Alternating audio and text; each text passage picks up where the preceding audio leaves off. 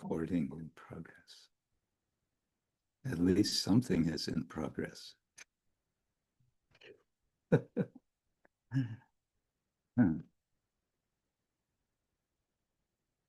Okay.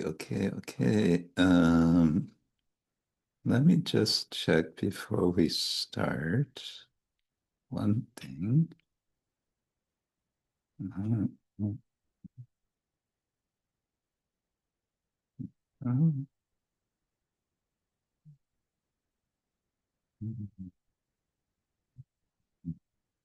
No, I didn't keep it.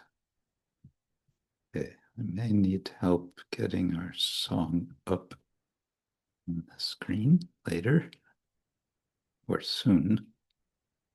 No, it's not there. Okay. Okay. Welcome everyone to Saturday Sanga. Nice to see you all in your various places, near and far. Yeah. Oh, Gopi Krishna is with us in Shanghai. Yeah. And Mani Banda is with us in Buenos Aires, the good airs. And some of you are closer.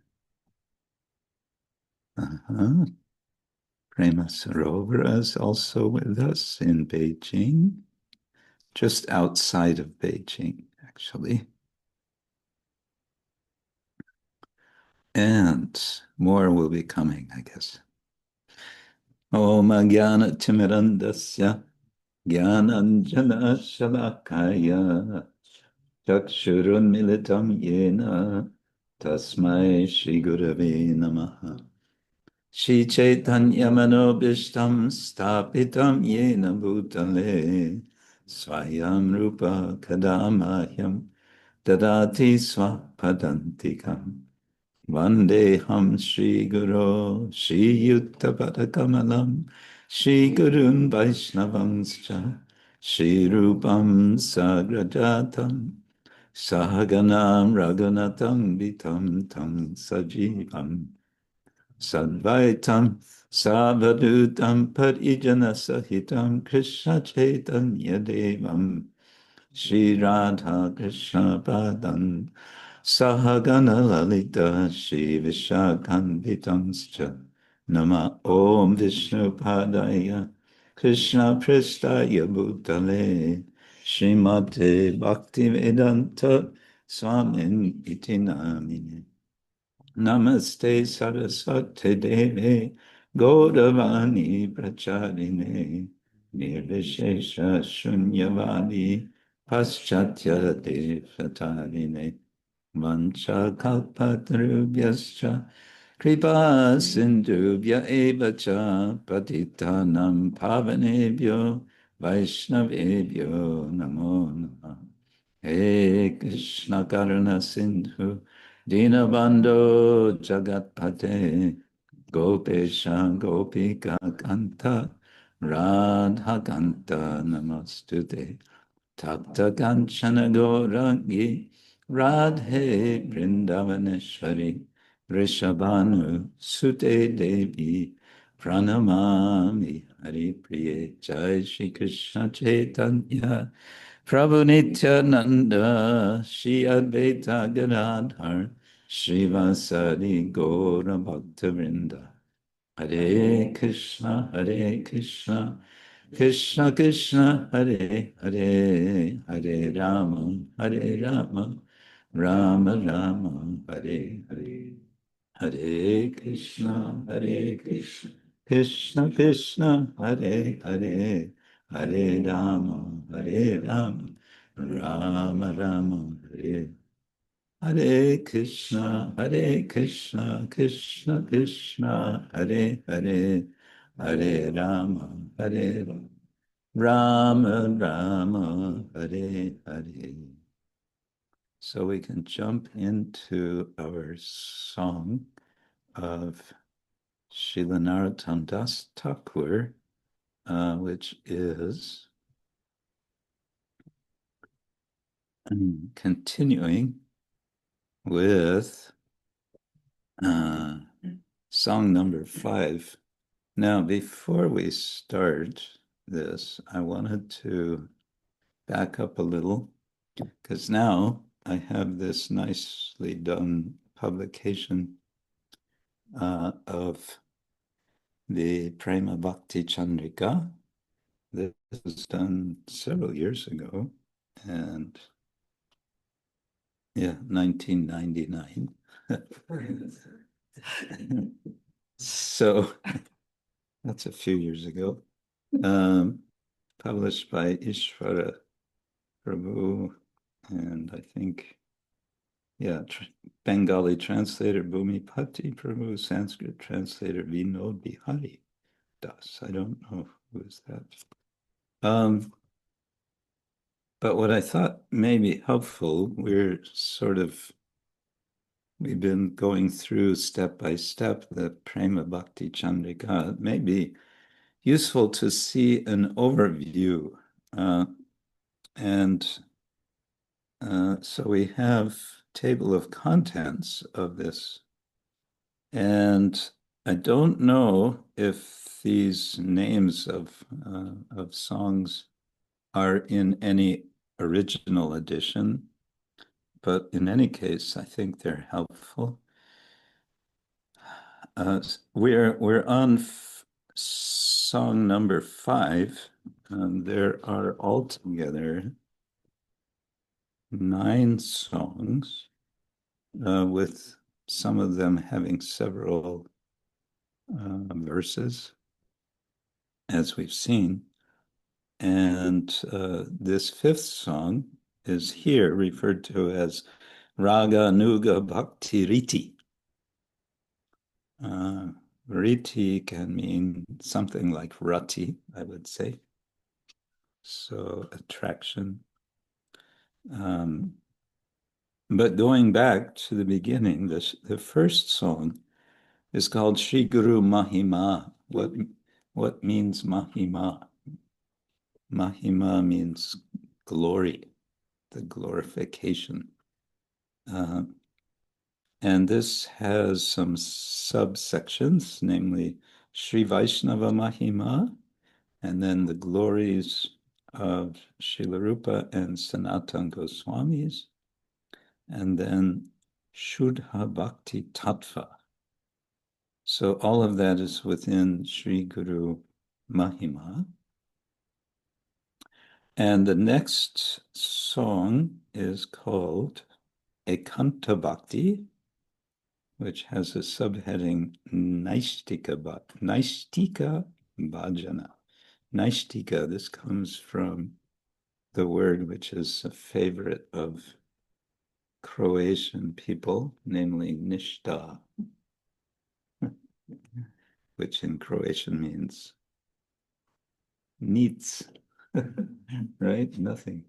And Naistika means fixed. Prabhupada would say fixed. Bhajana is worship, practice of devotion. Maybe I should mention, you may wonder why my voice sounds so grumbly today. It's that season of the year when the allergies come up from whatever plants. So it's not a cold, it's nothing so bad. It's just a bit of allergy that comes this time of year, helping to remember that this is a material body and this is the material world. And what are we doing here? Okay, then So we have Sri Guru Mahima, then Ekanta Bhakti. Of course, Ekanta means from the word Eka, which means one. So it means singular or completely focused bhakti. Within that is Naishtika Bhajana. Then the third song is called Atma Nivedana, and we know that means dedicating oneself, Atma, offering oneself to the Lord. And then the fourth song was called Yugala Bhajana Nishta. And we may well, that means, Yugala means pair, as in P-A-I-R, English, which means two, a set of two. A set of two is called a pair in English, which is different from the fruit, although it sounds the same. And Yugala, of course, refers to a certain pair. Which pair? It refers to Radha and Krishna. So Yugala Bhajana Nishta is being fixed in the bhajana, the worship, the meditation, the practice, the culture of the two of Yugala, of Radha and Krishna, worshiping Radha and Krishna. Okay, then we come to where we are now, which is Raga Anugā Bhakti Riti.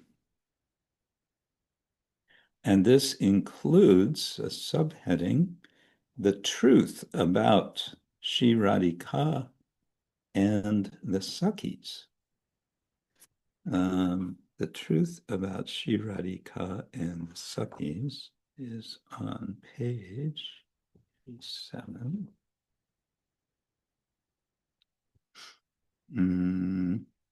Okay, we sang this last time. So let's see what that was, because we sang the first 5 verses, and this song has 10 Bengali verses and then 2 Sanskrit verses. Okay, in the what we read and sang last week, verses 2 and 3, the truth about Shri Radhika and the Sakhis. Shri Radhikar Sakhi Jata Tahaba Koribo Koto Mukhya Sakhi Koriye Gonon Lalita Vishaka Tata Shuchitra Champakalata Rangadevi Sudevi Kotono Tungavidya Indureka E Ashtasaki Leka Ebe Kahi Narma Sakhīgan Iham Sevā Sahachari Priya Preshta Namadahi Prema Sevā Kore Anukana.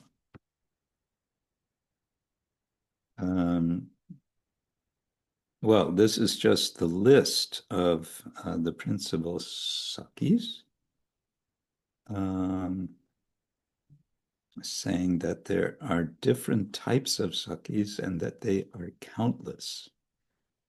And then there's Lalita, Vishaka, Suchitra, Champakalata, Rangadevi, Sudevi, Tungavidya, Indureka, also known as Induleka.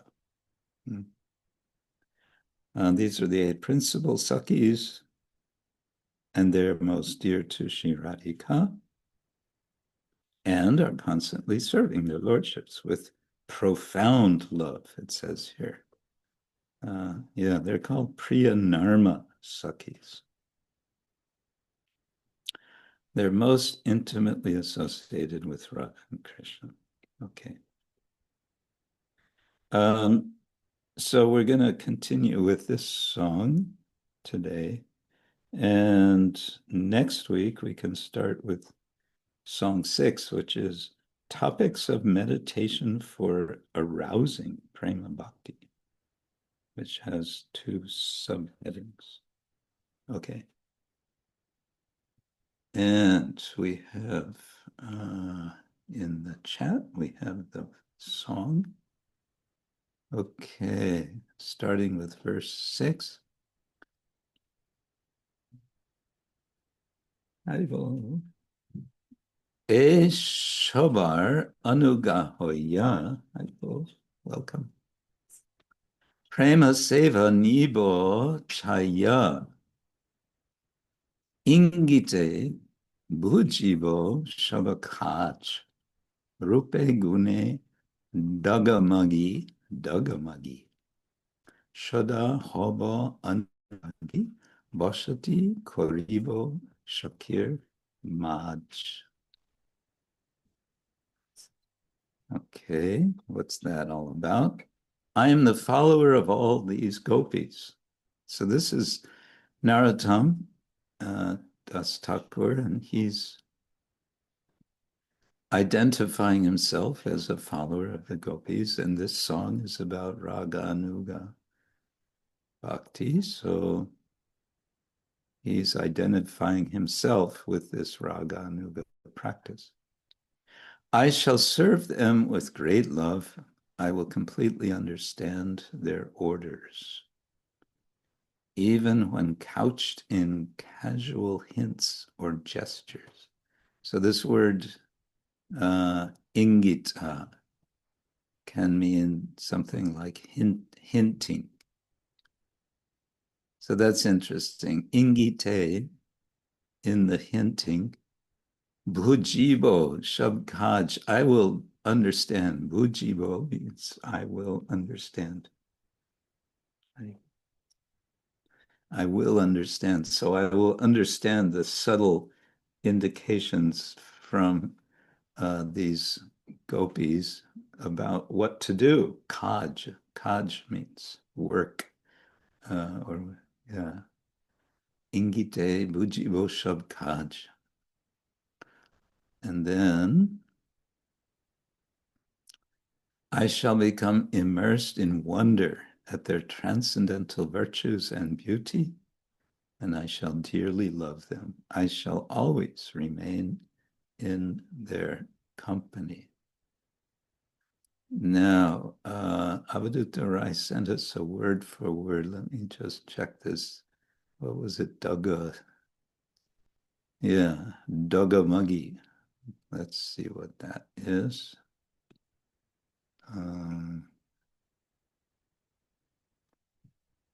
Right.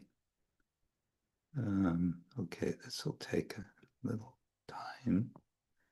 Verse number 5, 6. Here we go. Agamagi means overwhelmed or unsteady. Agamagi.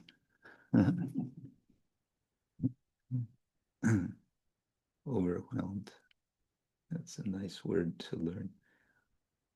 How are you today? Little agamagi. Yeah. Okay. Well, let's go to the next verse. Ndāvane duijon jono catur-dike sakhīgano samoe bujhibo rasa suke sakhīra ińgite hobe chamar dhulabo kobe tambula jogabo chandamuke. So it's one of these anticipatory, what I would call an anticipatory song. Okay, number 7, he says, immersed in the happiness of serving the divine couple, surrounded by their gopi friends in Vrindavan, I will understand the gopis' hints. Again, this word ińgite. And taking up the chamara wish, I wish to fan the divine couple, and after that I will place betel nuts in their moon-like mouths. I always like to remind devotees when we read this kind of description of service of the gopis to Radha and Krishna, we may notice that many of these services they're doing are the services we do in archana, in deity worship. Chamara, this is waving chamara, so this is what we do. Betel nut is also in the standard procedure of worship. One offers betel. Yeah, we don't generally in our society, probably mainly because we don't know what to do with the mājha, because we're not supposed to eat betel.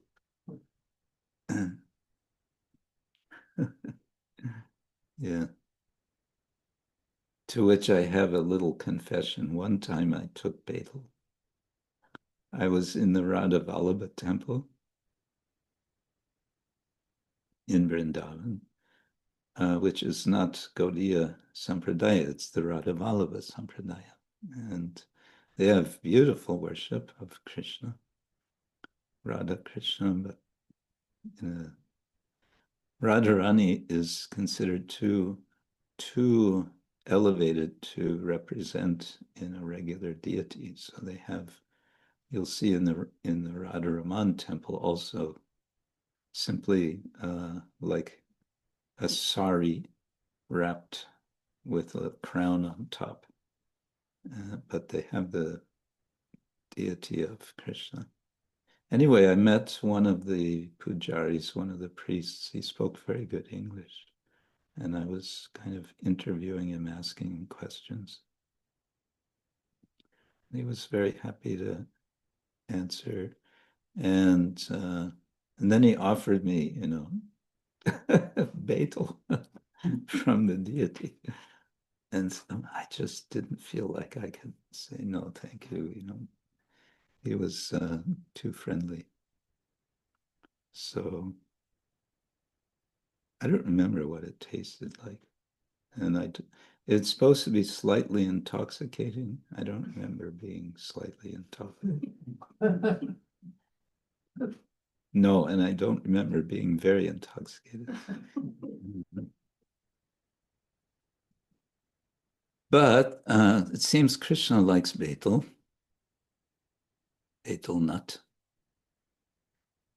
Let's see, immersed in the happiness of serving. Let's see, Vrindavane Duijan, catur-dike sakhīgan. So catur-dike, catur means four, and dike means directions. So in four directions, sakhīgan. So there's on all sides, in other words, are the sakhis. Gana means group. Samaya bujhibo rasa suke. Time, samaya, I guess at that time. Bujhibo rasa suke, I will understand the happiness of rasa. Sakhīra ińgite hobo, again, ińgite, the hint. And presumably this, what kind of hinting? Probably just a little glance, a little, maybe a little glance and a little nod. And then Narottama says, I understand immediately what to do. What to do? Chamara dulabo kobe. So kobe, when that hint comes, chamara dulabo, I will be there with the chamara. And then tambula, that's the betel nut. Jogabo, chandamuke, I guess it's like I will connect, I will place in their moon mouths. Moon mouths. Usually moon chanda would be associated with the face, and mukha can mean either face or mouth. In any case. Verse 8, Jugala charana sevi nirantara e bhavi anurāgī koribo shodai sadhana bhavibo jaha siddha-dehe pābotaha raga pater e se upai. So, Jugala Charana Sevi, I am a servant, a sevin of the feet of these two. Okay, the translation here says, someday I will constantly serve the lotus feet of the divine couple with great love. At present, oh, that's interesting. Okay, at present I will follow the rules of sadhana bhakti until I attain a perfected spiritual body and am able to love the divine couple spontaneously. So, sadhana bhavibo jaha. Bhavibo, I will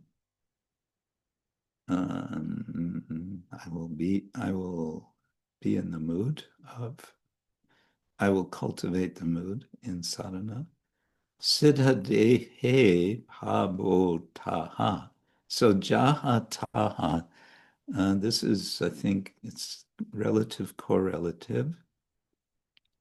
So it's like up until, so long as, until then.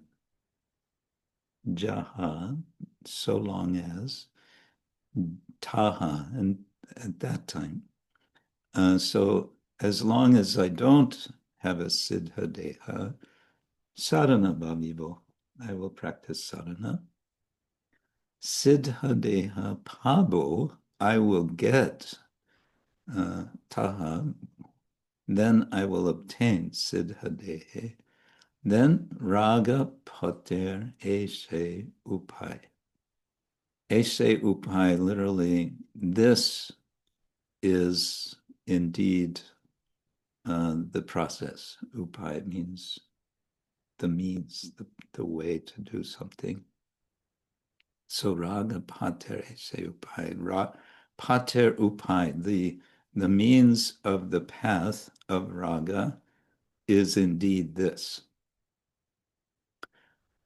So it's interesting. He's saying sadhana, and this is sometimes a little confusing for devotees. There's, according to Rupa Goswami, two types of sadhana. One is Vaidhi sadhana, and one is raga anugā sadhana. But they're both sadhana. They're both practice. And one sometimes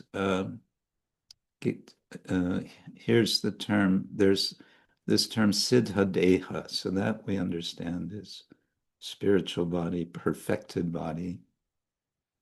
Sometimes one speaks of sadhana-deha, the body of practicing sadhana. And it became a controversy, I think already in the 18th century, maybe at the time of narottama, because some devotees were saying, yes, I'm in the mood of a gopi. Where's my sari? You know, male devotees, they were putting on saris, apparently, to really get into the mood. And the followers of Rupa Goswami, understanding Rupa Goswami's teachings, of making this distinction, sadhana deha, siddha deha, understood, no, we're practicing in this material body with a sadhana deha. And the sadhana deha, we don't wear saris unless you're a lady. and then you can wear it. Sorry. Yeah, anyway. Okay, so sadhana bhavi bojaha siddha-dehe bhavotaha. Raga patir eshe upai. This is the method. Verse 9, sadhane je dhan chai siddha-dehe taha pai pakka pakka matro she vichar.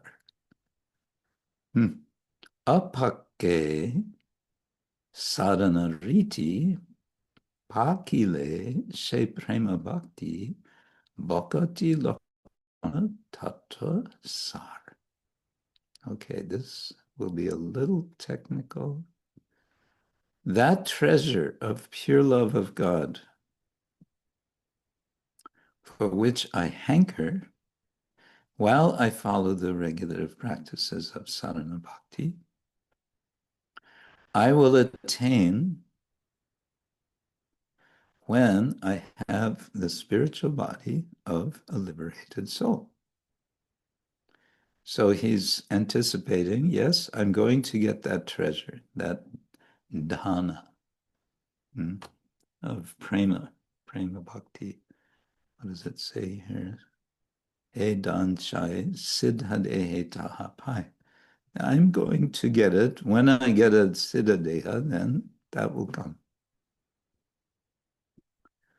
Actually, sadhana bhakti and prema bhakti are the same devotional service. Sadhana bhakti is the stage where love for Krishna has not fully ripened yet. And prema bhakti is the same devotion where love for Krishna has reached the mature, ripened stage.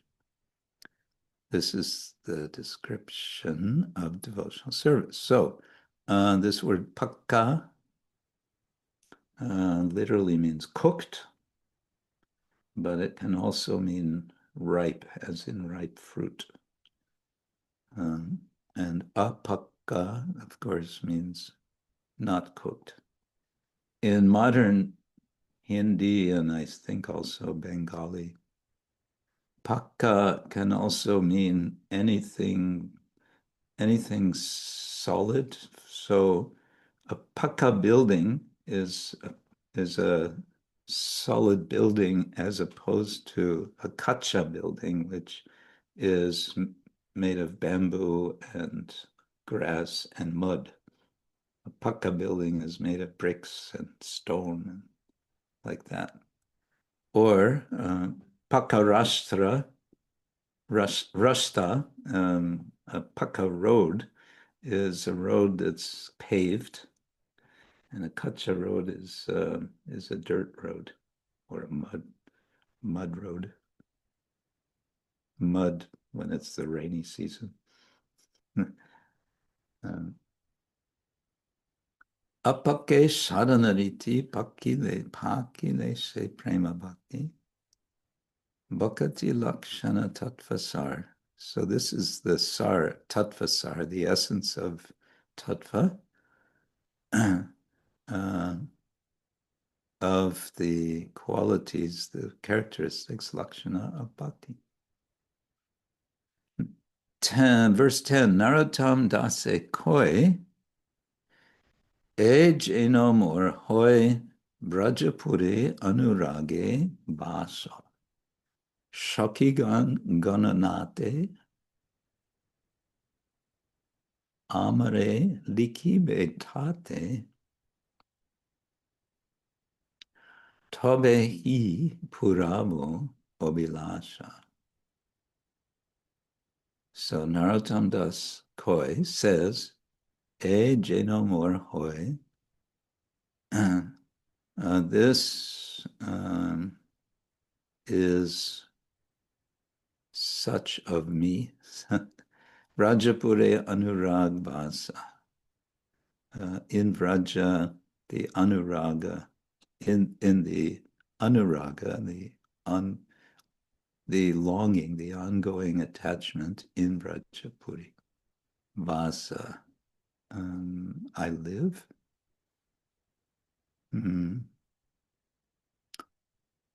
Okay, translation, Narottama says, I hope that I may attain the stage of spontaneous love for the divine couple in the town of Vraja. Okay, I hope that I will be counted among the gopi friends of the divine couple. Oh, divine couple, in this way I will be able to serve you and satisfy all your desires. So he's addressing the gopis, or Radha and Krishna at the end. Sakhīgan gananate, to be counted amongst the Sakhis. Amare liki betate. I will write Tovo e purvo abhilas, and this will be the fulfillment of my desires. Okay, and then somewhat unusually at the end, we have these two Sanskrit verses.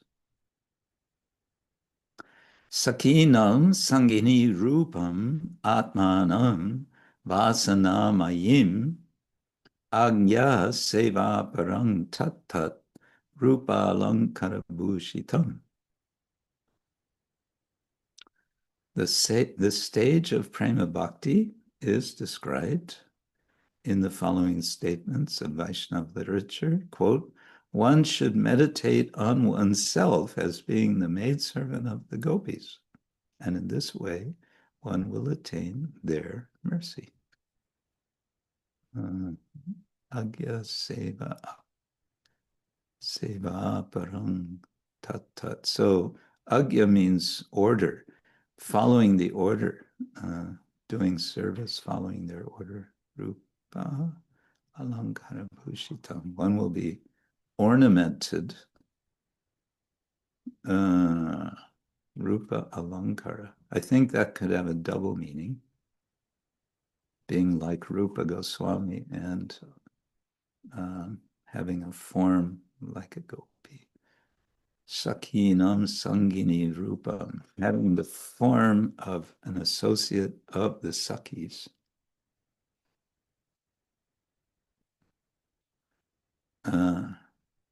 Atmanam vasanamayim.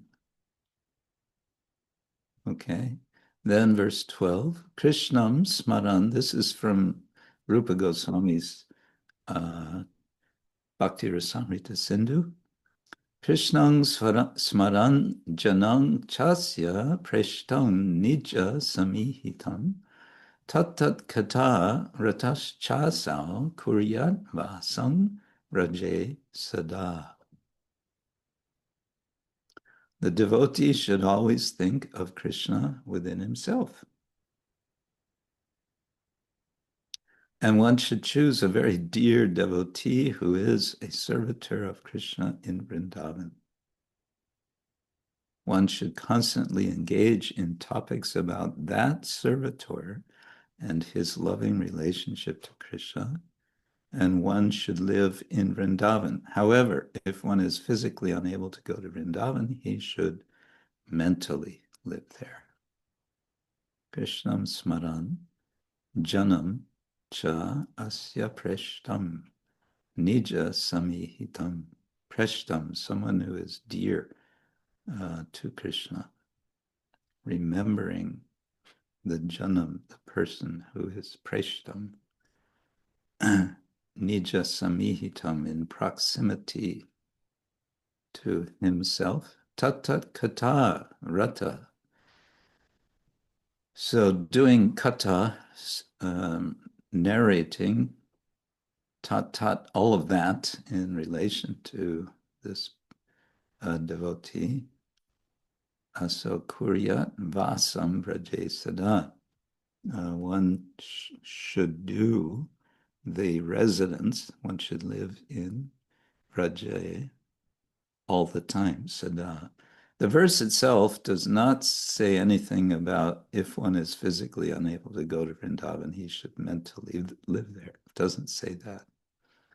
At least it doesn't seem to say that to me. It's been added. Okay. Okay. Time for some singing exercise.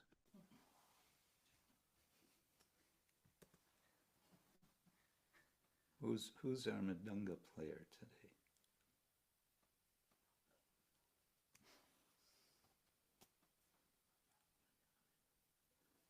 Madhyana Lila?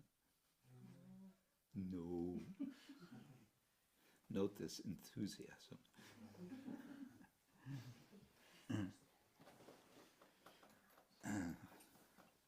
We don't have any mridanga players today.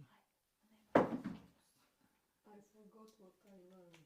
You forgot what you learned.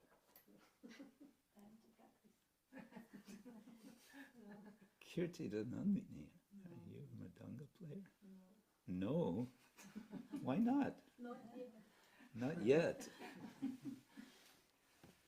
Oh dear.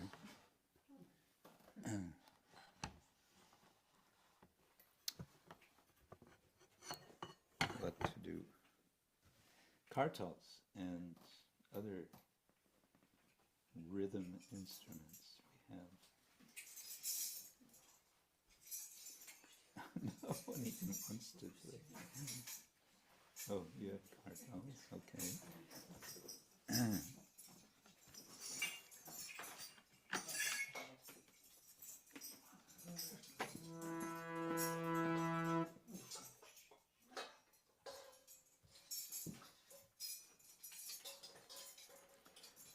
Okay.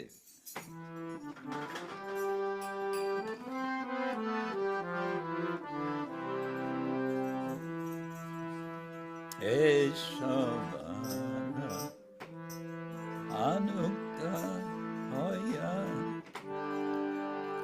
prema-sevā nibo cāiyā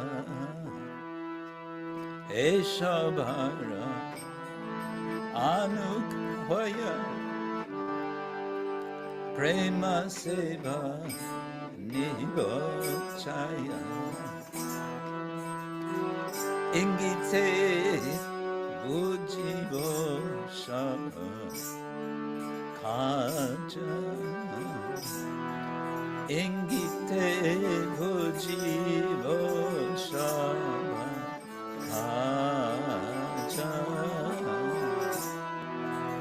rūpe gune agamagi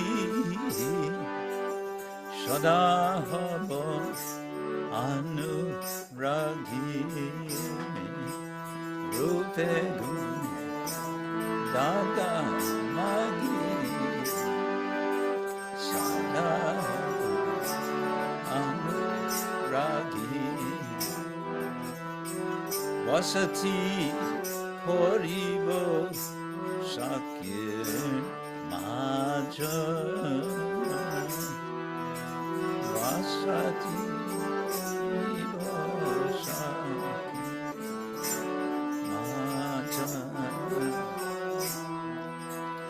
ndāvane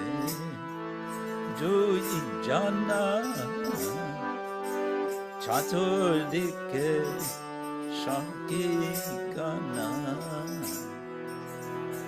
ndāvane jana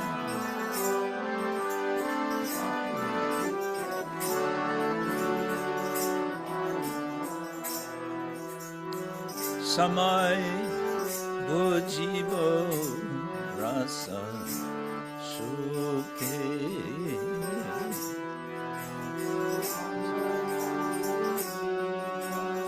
rasa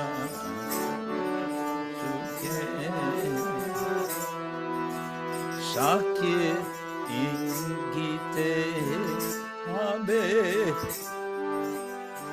chamaradu lamo hobo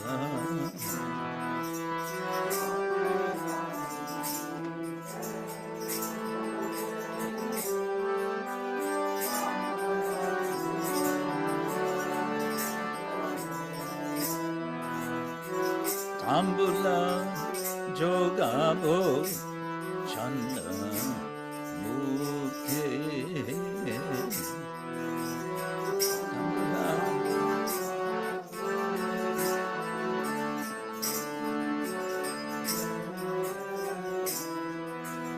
Yugalacha Rana Sevi Nirantara He Bhavi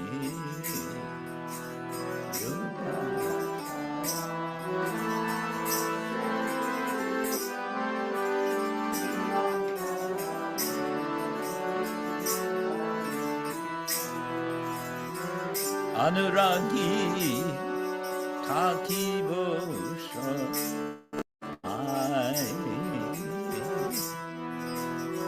anurāgī koribo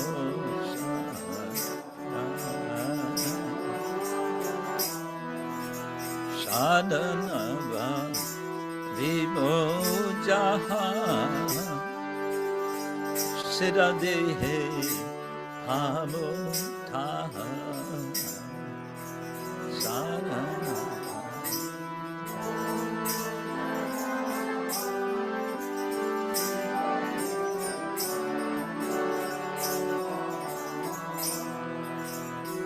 raga pate sevā raga pate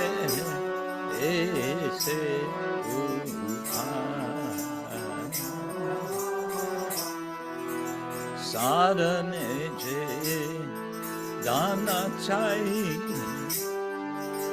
siddha-dehe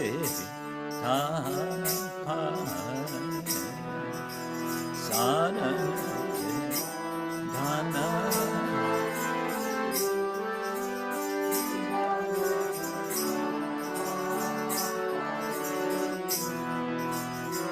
pakka pakka matra se vichara pakka pakka matra se vichara apakke sadhana riti akile se prema-bhakti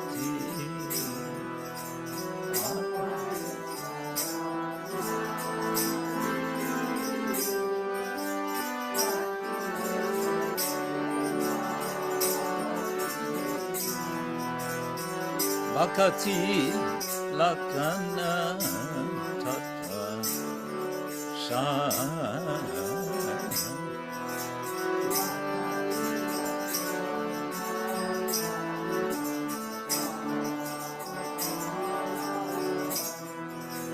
narottama dase koi ejena mora ho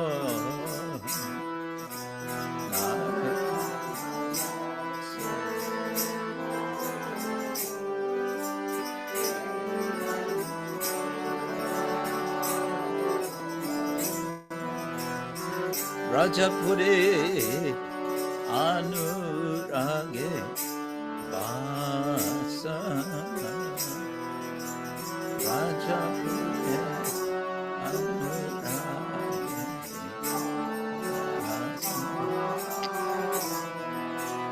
sakhīgan gananate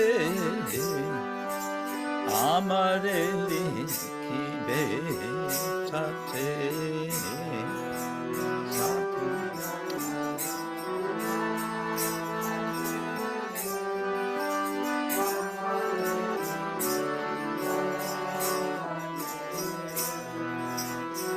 tabahi purabo abhi lasha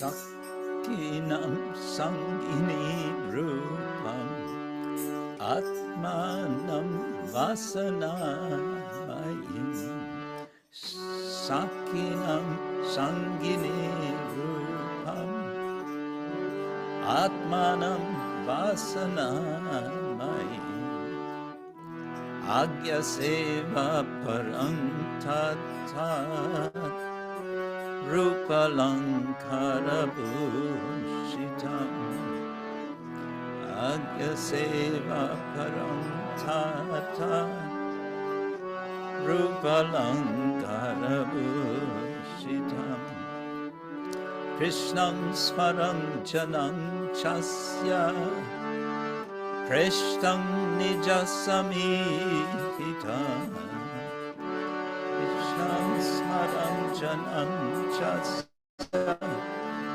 preshtam nijasamīhitam tatat kata-vratas chaso kuryat vasam vraje sadā tatat kata-vratas chaso kuryat vasam vraje sadā Hare Krishna Krishna Krishna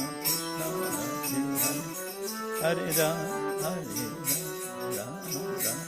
Hare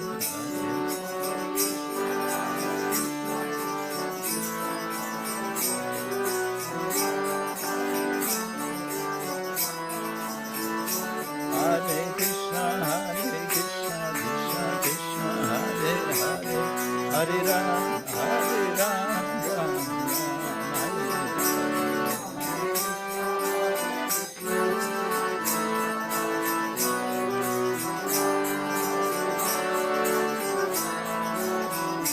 Haribo, Haribo, Haribo,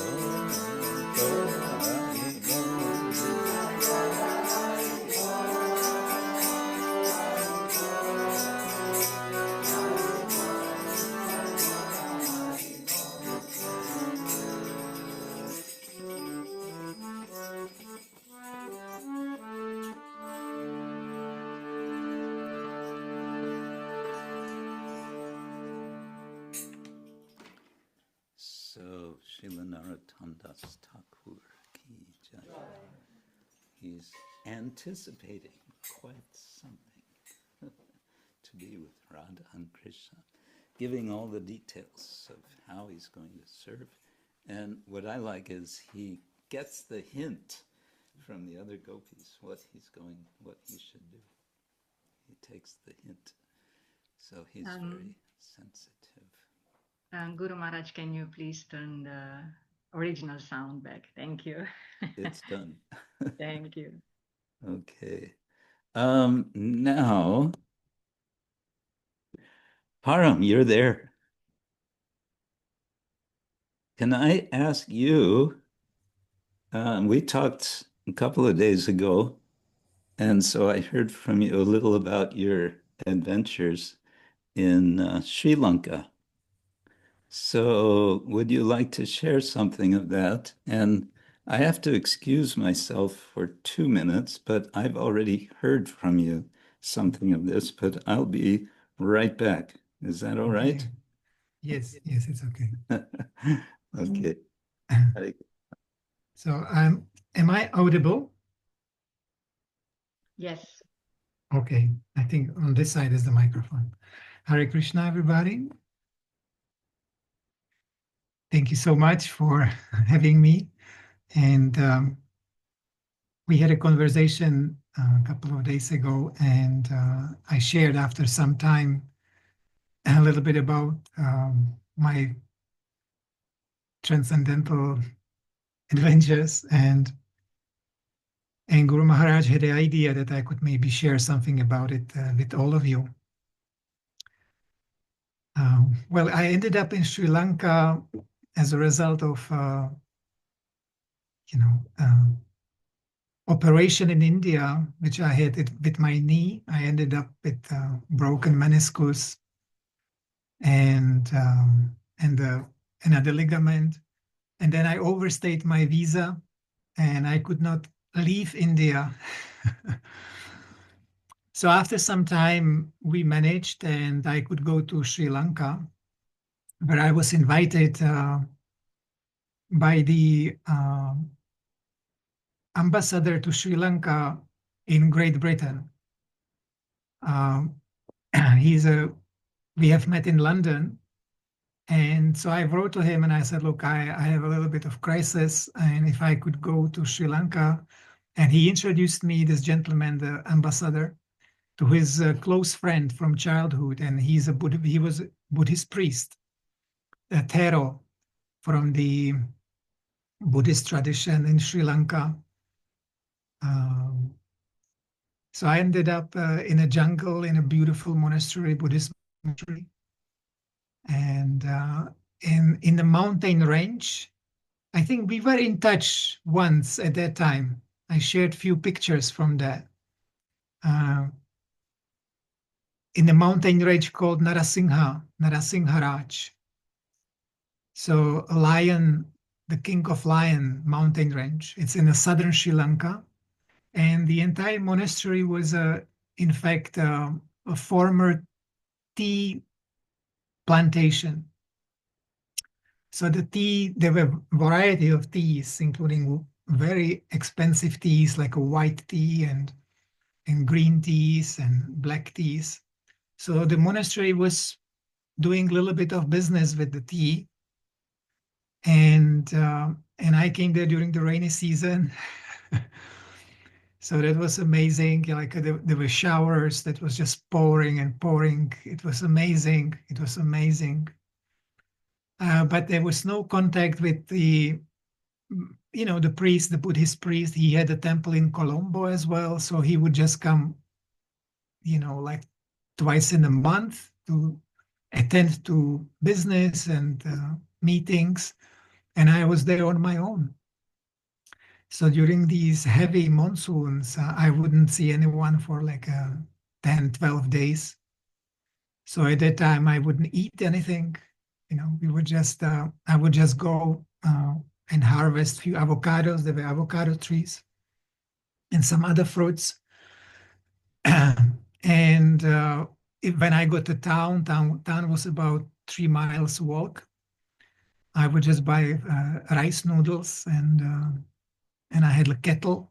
So I boiled the water in a kettle, put the rice noodles there for 15 minutes, and little spice. And so wonderful. But I do enjoy actually this austerity in nature, because when I am in among the elements, like the pure elements, water, fire, air, earth. So I sort of am able to absorb energy from those. I think this sort of austere diet is not possible in the cities, when we are surrounded by artificial sort of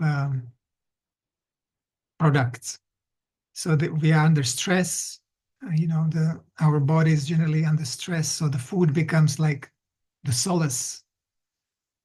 But in nature, it is possible to overcome the feeling of hunger. So, and that is good for meditation. I had a really nice meditations, japa, asanas, and I was editing there as well. And and that is a Theravada school of Buddhism. They honor generally one form of Buddha, unlike the northern school, the Mahayana in Tibet, China. They have a variety of Buddhas and Bodhisattvas. And so this Buddhist priest, his name is Thero. He was a very friendly, and he also gave me some pocket money for the fruits or for something that I had to buy, just like something. And so here we had a very nice exchange, and I could teach also yoga, because he would also invite his own guest, and I designed small yoga course for his guests that would come to Colombo and stay for a few days. He would take them to this retreat in the jungle, and I was there as a resident, and we would have a, like a simple yoga, asanas, and just movements, relaxation and chanting and breathing. And it was very nice. I call it essential yoga for total well-being. That was my course. And recently I came from Ecuador, and there I was volunteering at two projects. One was a raw vegan community. It was just two people community. So we were three.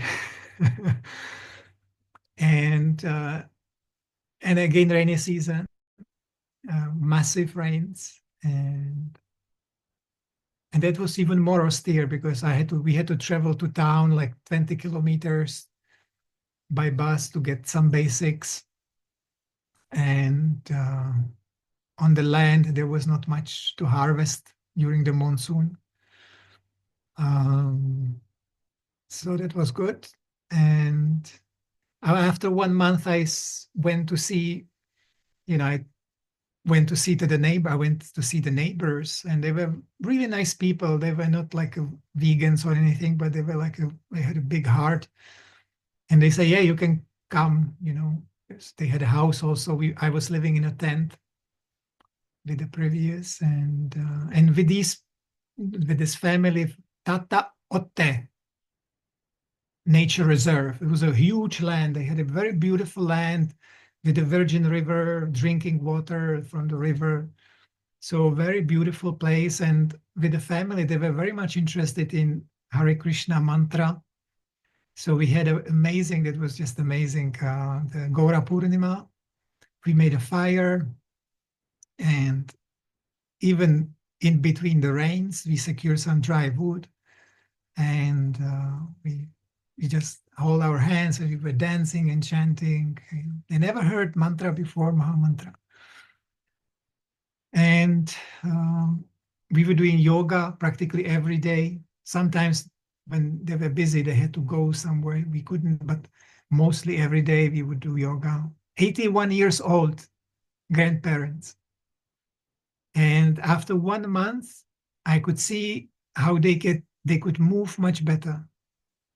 They could move like they were not stiff so much with the back and the legs and neck. When we were doing the neck movements in the beginning, they were like, oh, oh, oh. And after a couple of 2-3 weeks, much better. Yeah, so like that. And then after this, I had also enough. I mean, it was a lovely family, but it was also like a farm project. So they had a cow, pigs, and chickens. So I needed break also from that. And I went to total solitude to Limoncocha Nature Reserve.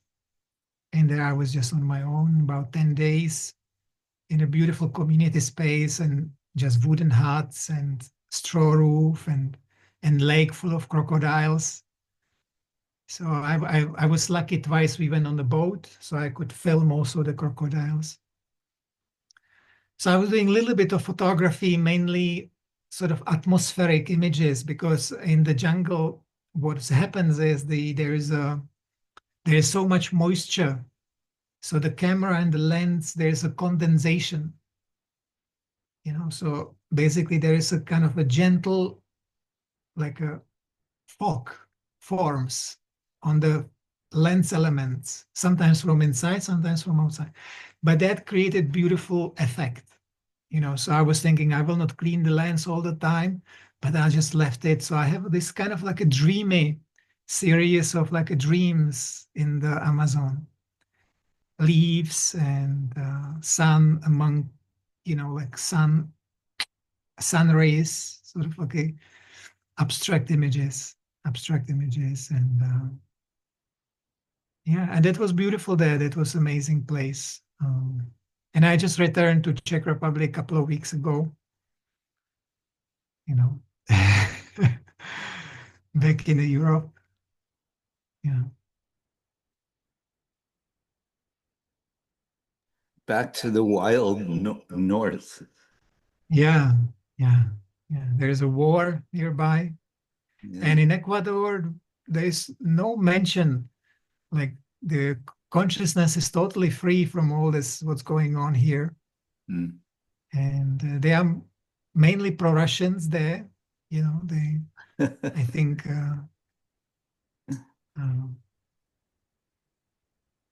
I was shocked when I came from Sri Lanka to Europe and noticed the dynamics here in the media, how they how they talk about Russia. I was thinking this is insane.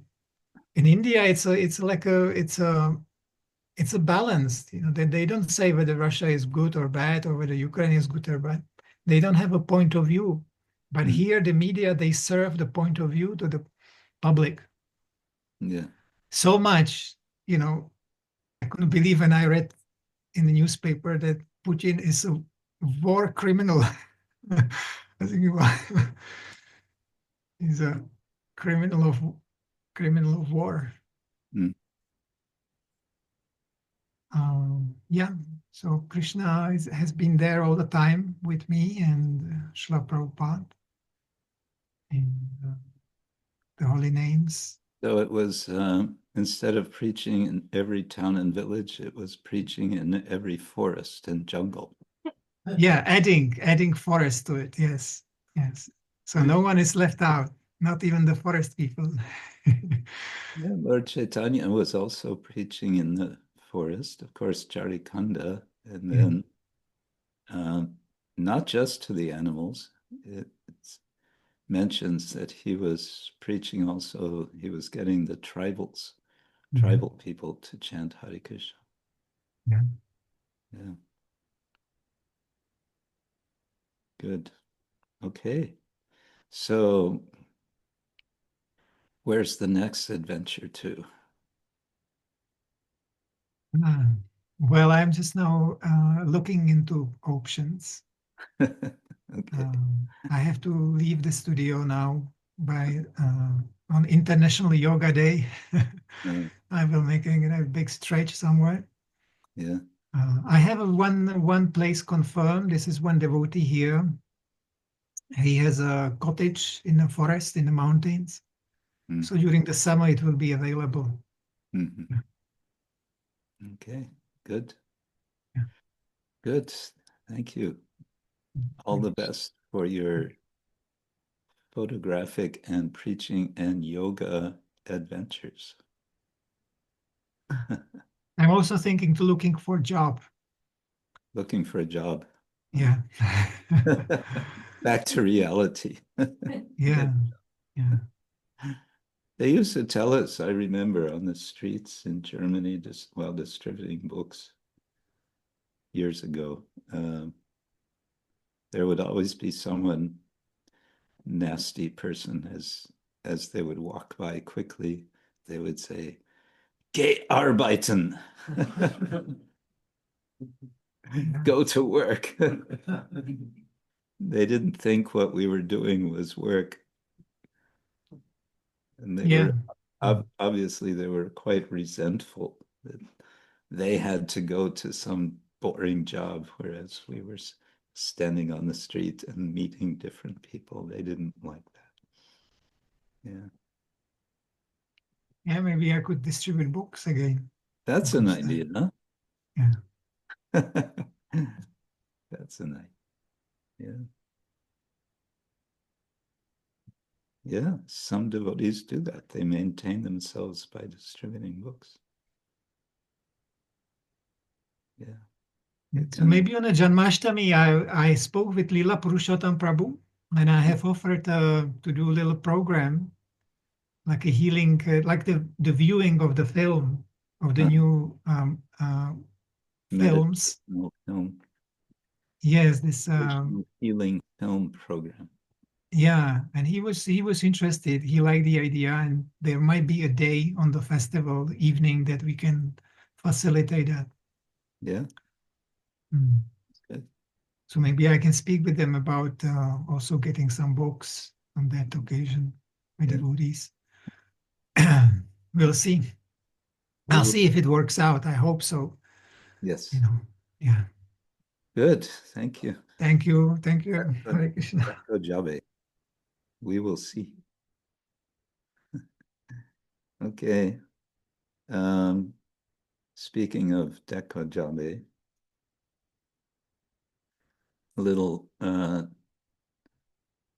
a little news from me was this last Wednesday, I think it was.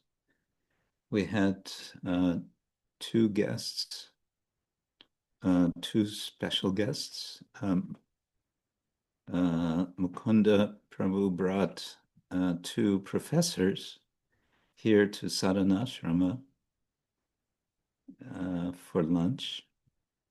And one of them, Nina Petek, is professor of philosophy. She's in the Faculty of Philosophy, University of Ljubljana. She studied, oops. So, if you can mute yourself. Please mute. Yeah, Dear Lalita, you're not muted. So, anyway, she studies Tibetan Buddhist monks. Apparently, she has a project interviewing Buddhist monks in Ladakh. And the other professor is visiting. His name is Abhishek Bose.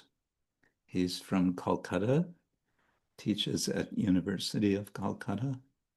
And I had met him before at a conference in India. Very, very nice, very sweet gentleman who does many different interesting things. One thing he told me, he's been writing a book about Madhavendra Puri. He's written some articles on Madhavendra Puri, and now he's writing a book about Madhavendra Puri. He said he started this 13 years ago, which I think is an interesting point for us to keep in mind, that there can be projects that take some time, and one can just be a little patient. Everything doesn't have to happen immediately. So he's been working on this. Yes, I met a professor, visiting professor in Oxford some years ago. Just another example of this is he shared with us, he's a Sanskrit professor, who, he said, for 20 years, of course, doing many other things, but in the course of 20 years, he had been working on making a Sanskrit translation of a particular poem, English poem, from Alice in Wonderland, the story, the novel. There's a poem which is actually super famous. You can look it up. You'll find in whatever your language is, you certainly will find a translation in your language. In the English original, it's called Jabberwocky. Jabberwocky.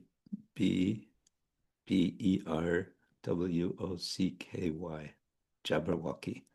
And it's a nonsense poem. It's intentionally nonsensical. All I remember is the first line. "'Twas brillig and the slithy toves did gyre and gimble in the wabe." What does that mean? Doesn't mean anything.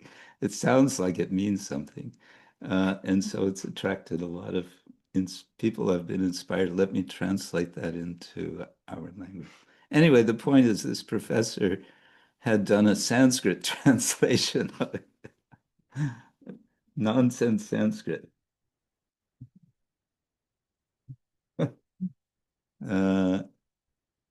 wish I had.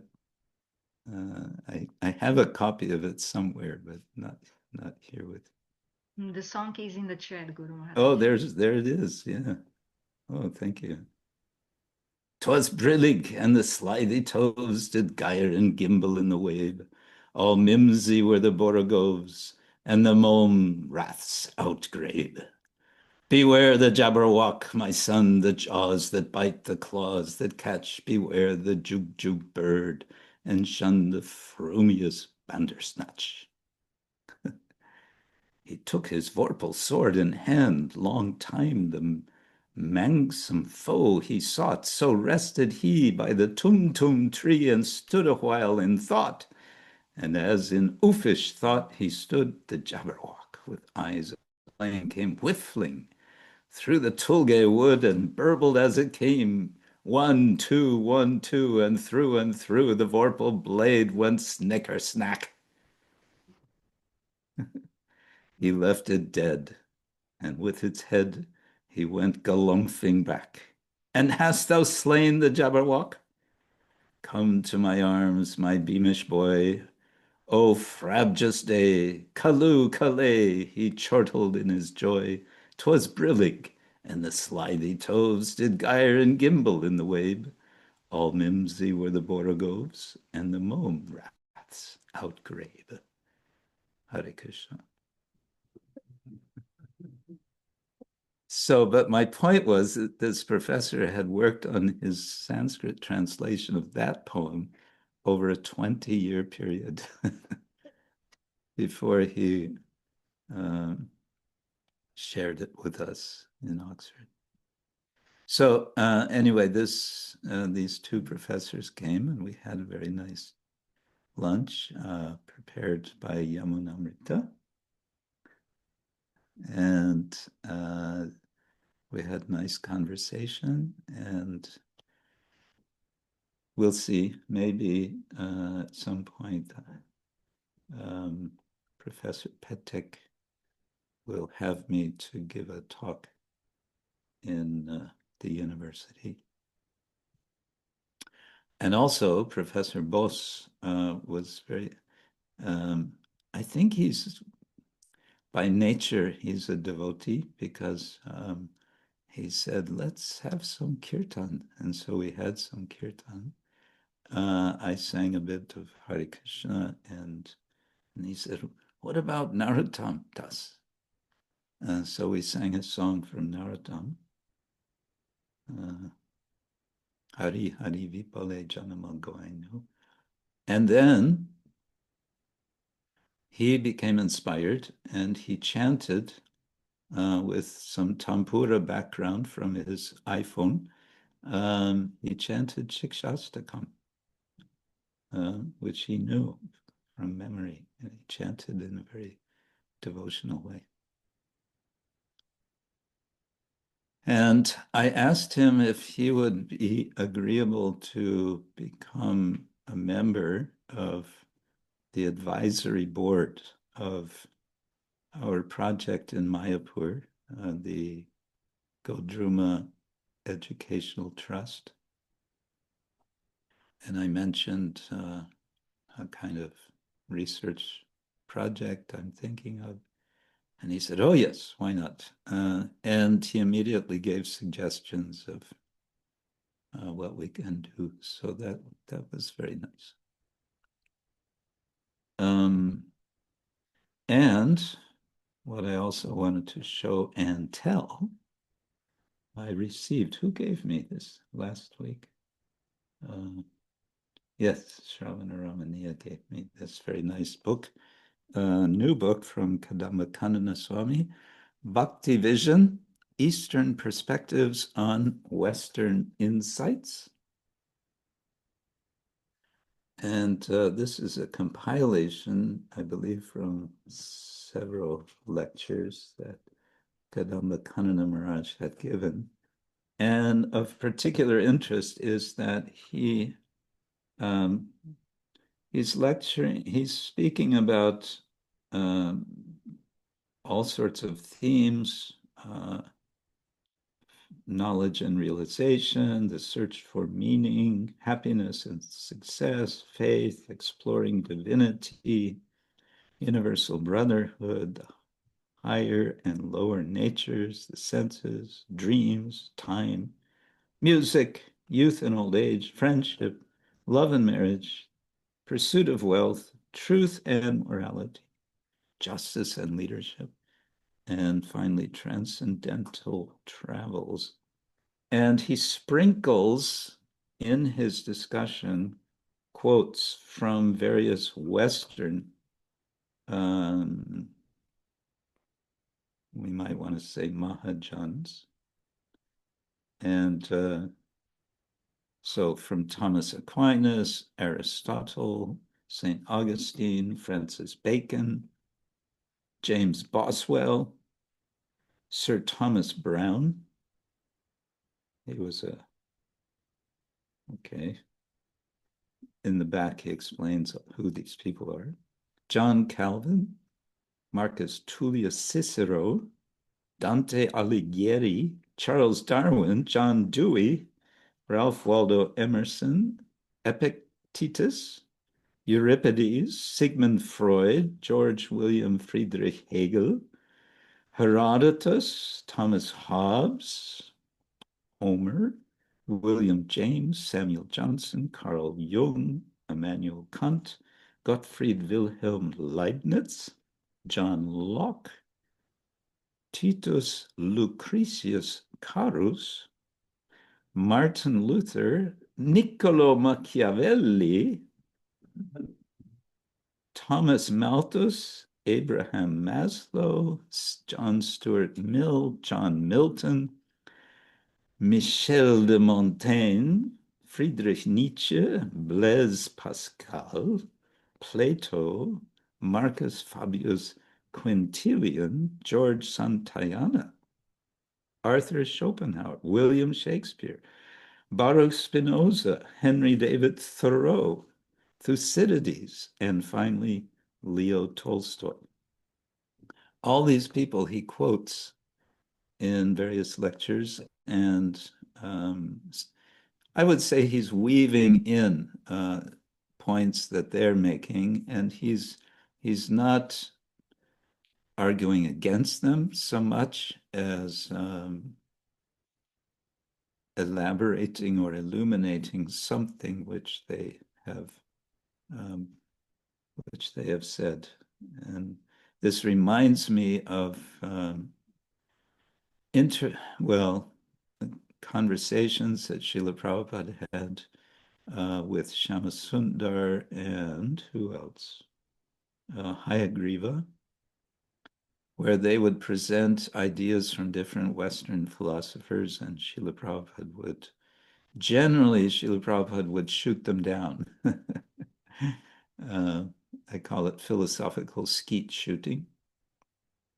Skeet shooting is when they throw a plate up in the air and the person shoots at it. So these devotees would throw a philosophical plate in the air and Prabhupada would shoot it down. And that has been compiled. There's a book called Dialectical Spiritualism, I think it's called. And probably it's also available on database as a separate book. Interesting conversations.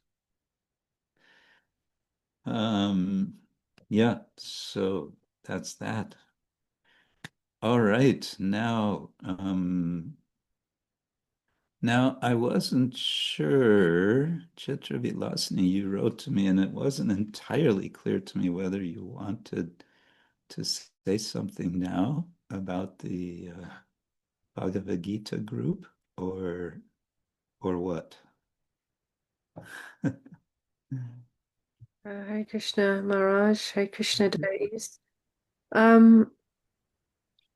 Yeah, it's not entirely clear. Well, some devotees had been meeting to discuss chapter 7. And I, to my understanding, from whatever feedback I've had, that probably continue next time. There's a available slot to complete that because we've got about 2/3 of the way through. Mhm. There are about 12 devotees who, on average, who are meeting over the Saturdays. So, yeah, that's as fun. I was just waiting to see if some devotees wanted to offer some reflections at this stage. Um, Mhm. so I haven't heard anything yet. Do you have a reflection? Um, I I I had written something, um, which I can share if it's appropriate. Okay, you've written something. Otherwise, I just say something. But yeah. Um, yeah, it's just the themes that came up really, Mhm. um, from that chapter.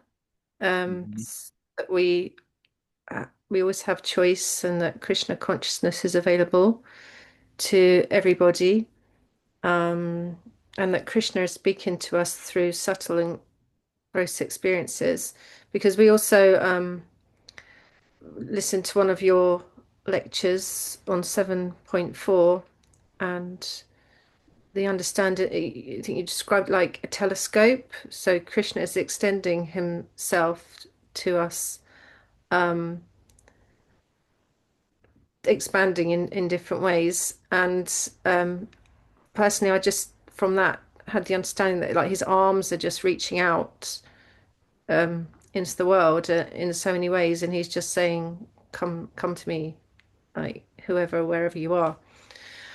Um, yeah, and then I just had some personal experiences from because it's nice because we were churning all together, and it was going at different paces as well. There were different facilitators. So I think we did maybe 6 sessions, and so we kind of it had a interesting rhythm to it. Sometimes we'd move a bit faster, sometimes we'd go a little bit slower, and also got to some devotees that maybe hadn't been introduced so much joined as well. And so that was nice. And just had personal experience of Krishna speaking through a complete stranger to me. And that kind of, that him being at the heart of every transaction can change everything. Yeah, and then from my feedback from facilitating one or two of the sessions is that there's a lot of knowledge within the group, and quite interesting if devotees what they were going to do with that, maybe if they were going to go preaching. And that's something that stuck with me afterwards, and I created, I don't know, it just kind of came to me, this kind of series of questions, like a little course for myself, which I started to do, because I used to do some lectures at Sangas at the temple, and I haven't done anything for a while, so that was kind of the impetus to, yeah, if that, to say yes if the opportunity comes again. So Yeah. and then also questions, because I think I had questions which I emailed you as part of email, and also, but whether other there were sort of questions, and it was just to understand whether devotees wanted to give those as part of their reflection. So yeah, maybe when we complete the chapter, other devotees might want to say something, or I don't know. That's kind of where it's at. Okay, nice. So actually, it sounds like maybe I should disappear more often so you all can get together and have Bhagavad Gita discussions. No, no, but that seemed to be the obvious when there is a natural opportunity. It seemed to be um, that most devotees could Mm. in that slot. So I don't know what the others Yeah, think. But it's nice if maybe we try and do good. that. Well, let's see if anyone else wants to say something who have been taking part in the chapter 7 Ita Sanga. Anyone? Let's change this so I can see. Don't be shy. Any of you here have been taking part in that? No? Nobody wants to admit. I can say something just shortly. Yes, please. I was not always there, so that's why I was shy. Hmm. Others who were very like steady. But yeah, I felt it was really inspiring that we just got together as a, like, informal group. But at the same time, it had this flavor of you kind of giving us the wind because of suggesting the chapter. And yeah, it was interesting. It was quite a very different devotees exchanging amongst ourselves. But I think it encouraged everybody to kind of, start thinking and reflecting and learning further. And it's true, sometimes we would be stuck on one verse or part of a purport, for an hour. So meaning there was a lot of things to kind of go deeper into. Personally, I liked it very much. Yeah, I think it's a nice way to connect around Bhagavad Gita and make it more real, reading it often with different groups. So my thought would be nice that we keep some sort of a group where we can exchange more about Bhagavad Gita and some inspirations that we get. And then, yes, whenever there's opportunity to read onwards, I'm not able to commit myself too often, but I think it's very nice that this is there. Yeah, good. Of course, everyone is welcome to have reading sessions any other time of the week. I know it's hard to get everyone together at the same time to do something. I'm part of a reading group where we're only 4 of us, and we read Sanskrit commentary. So we're reading the Sanskrit commentary of Sanatana Goswami on we're in chapter 2 of Canto 10. We're going quite slowly. And we meet we meet sort of once a week. But it's sometimes 2 weeks instead of 1 week. And we're kind of spread around the globe. One devotee is in Tokyo, Japan, and one devotee is in New Haven, Connecticut, USA. And one devotee is in Finland, and I'm sort of in different places, moving around. So sometimes it's challenging. But you can still have something happen. And actually, you only need 2. You can have a group of, well, I'm just thinking aloud, but you could have a group of 4 as your sort of core group. And when everyone's able to, you're all together. That's nice. And sometimes maybe one or another is not able to join for whatever reason. And that's okay. You just have the meeting in any case, and even if it's only 2 of you. And that's how we're doing with our Sanskrit reading also.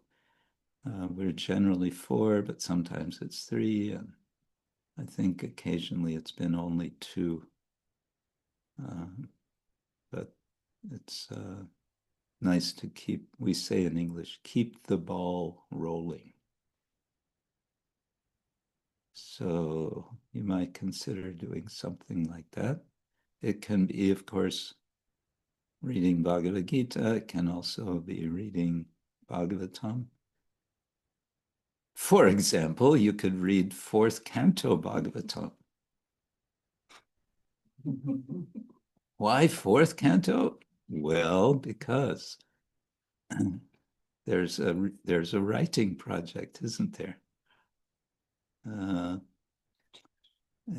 that writing project based on fourth canto is having a deadline, which if you're not sure about, Rasa Hari will be happy to remind you. 1st of December, isn't it? 1st of December, yes. Okay. And did you send around this new invitation with all the details? Okay, good.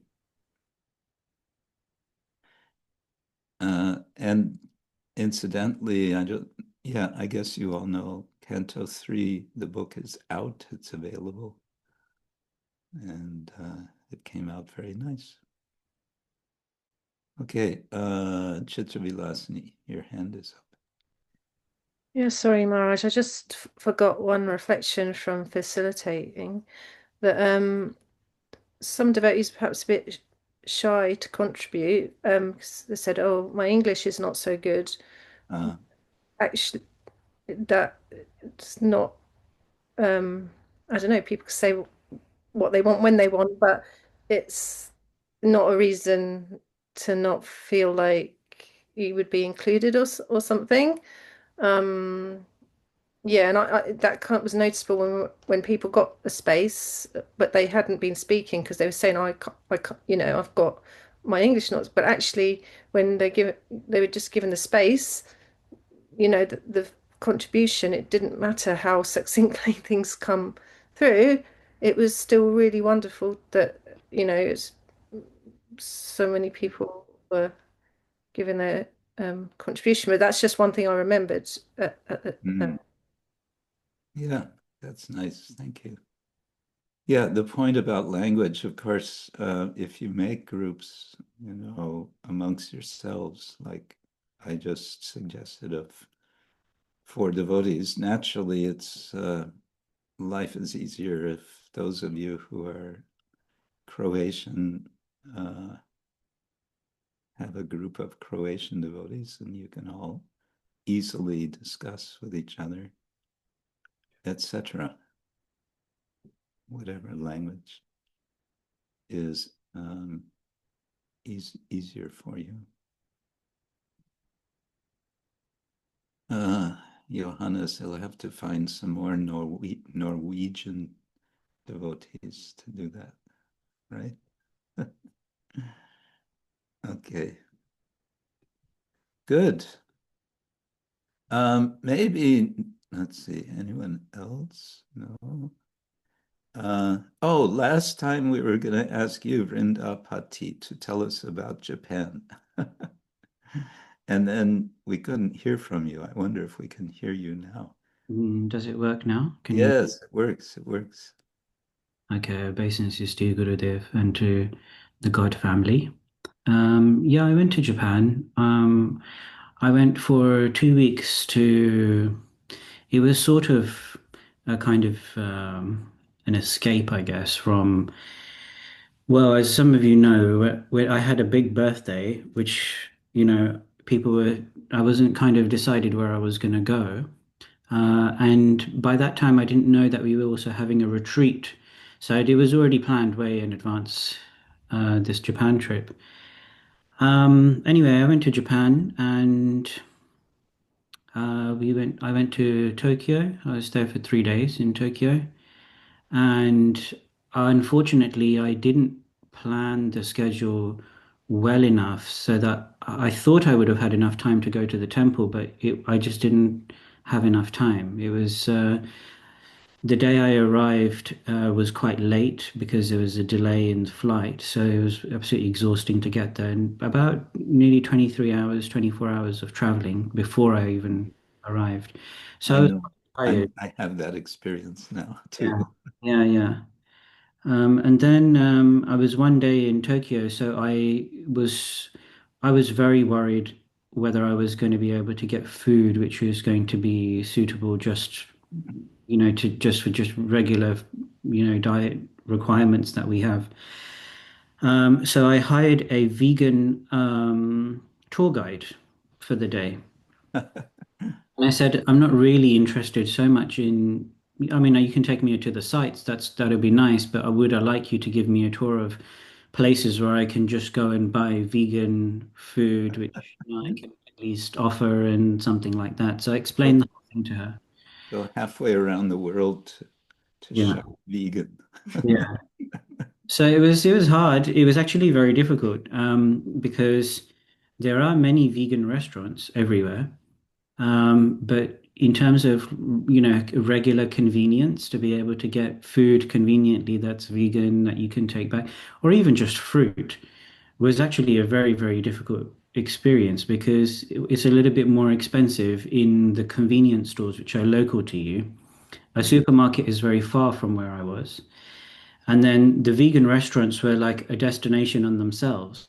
So, to finally reach a vegan restaurant where they may be able to make something for you was quite difficult. By that time, you're really hungry. Yeah, you're really hungry and tired because you've already done a day of sightseeing. So Oh, yeah, so it was quite difficult. So I was eating a lot of boiled rice and plain salad for the pretty much 2 weeks. That's kind of what I was eating.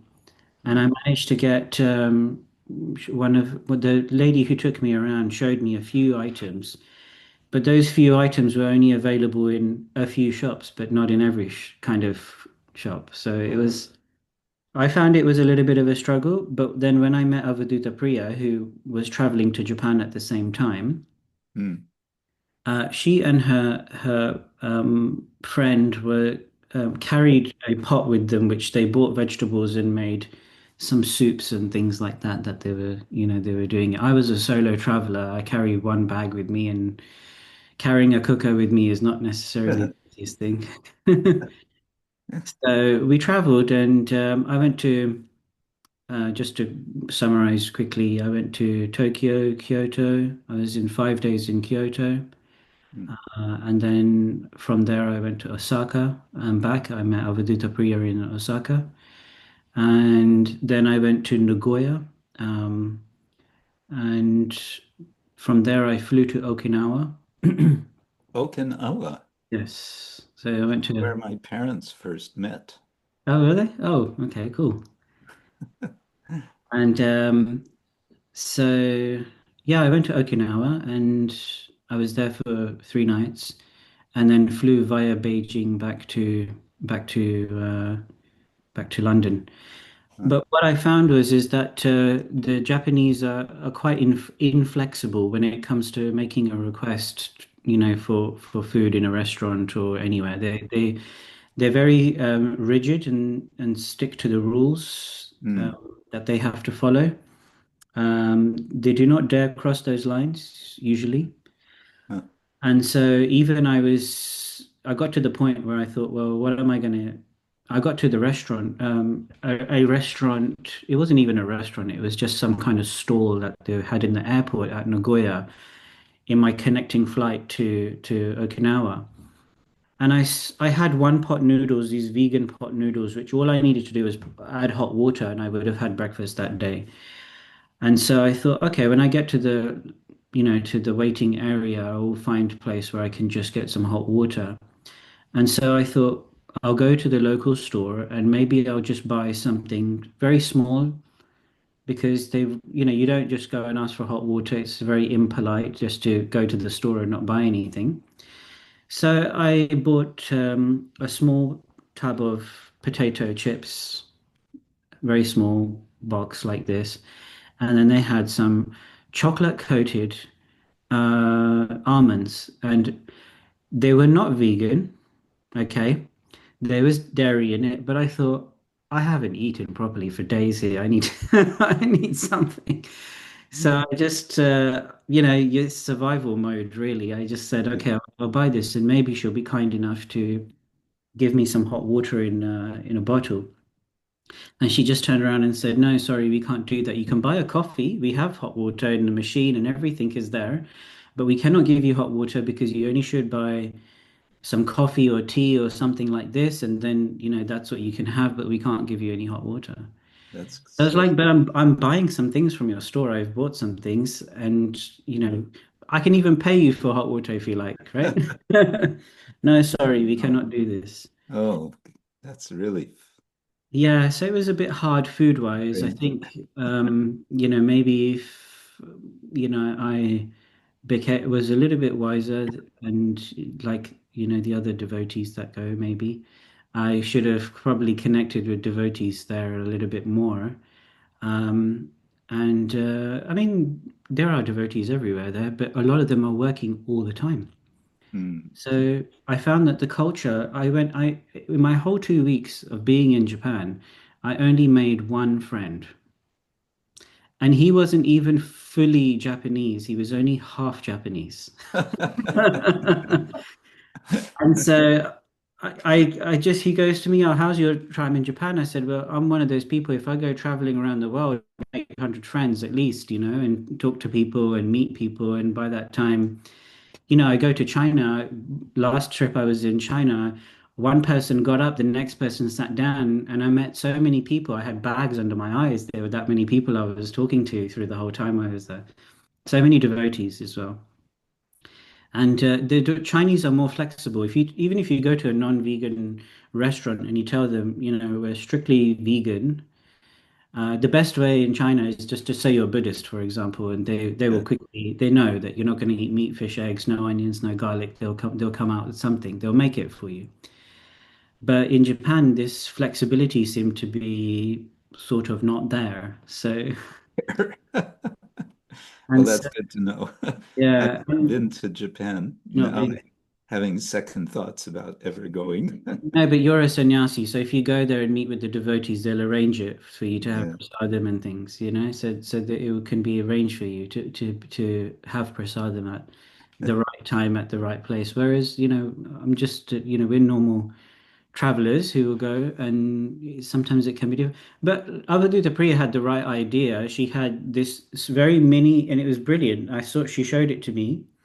And she said, "This is a tiny small pot. It's an electric pot. You just put it in, and you can cook in it. You put oil. You can fry things. But then the next problem really is to make sure that when you get the ingredients, you either take some seasoning and things with you. But even if you were to buy like a small bottle of soy sauce, they put bonito, which is fish flavoring. It's like a type of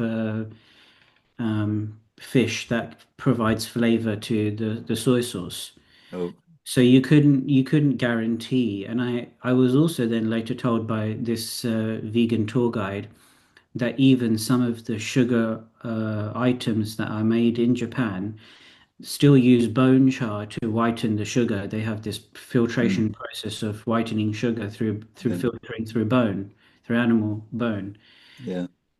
So yeah, it was very hard. It was very difficult to get any kind of sense, and prasadam was hard. The hotels that I paid deliberately, I had paid to stay in a four-star hotel also, thinking that you get some customer service if you say, you Whoops. tell them you have some allergies or you have something, that there'll be some customer service, and but they were like, no, sorry, you're very welcome to stay in our hotel and enjoy our other services, but unfortunately we cannot provide you with anything to eat. um so I did see downstairs. I did go downstairs in the breakfast in the morning, and they just had it as soon as they brought out the vat of rice, which was just plain boiled rice. I took some of that, and I took some salad, just some salad green leaves and Uh, some carrots, some cucumber and things like this. so at least you could survive. I survived Japan. That's that's the short answer. So how was Japan? I survived. The museums were nice. I went to some museums, traveled around there.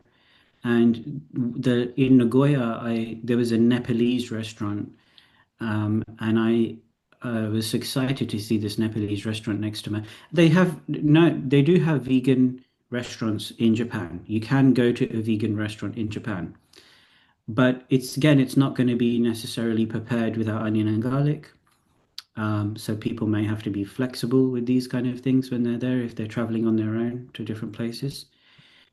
But I went to this Nepalese restaurant, and this is where first thing I saw was I saw the Nepalese lady, and I said, "Can you speak Hindi?" She goes, "Yes, I can speak Hindi."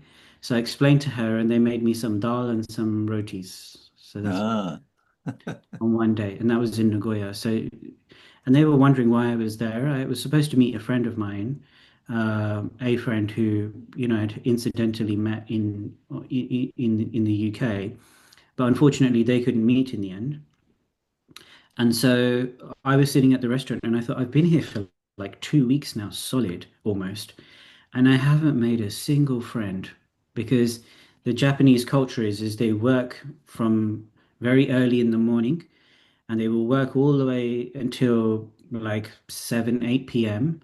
And then they usually stay behind until their managers have decided to leave the workplace out of for the manager. uh, And then they must go with dinner with their work colleagues to show they're a part of the team. And then they might finish about um, 9 p.m. at night, uh, go to bed, and then the day starts. So they basically have a culture where they must be at work and seem to be working all the time. ooh, Hare Yeah. Krishna. You're convincing me even more not to go to Japan. If I was to go to Japan, if I was to go Like again, workaholics. it's very much like that. If I was to go again, I would go um, maybe a week is enough. A Mm. week, just a week, and then go to somewhere else, like maybe Taiwan or Cambodia or Thailand or somewhere Korea. else. Yeah, or go to South Korea even.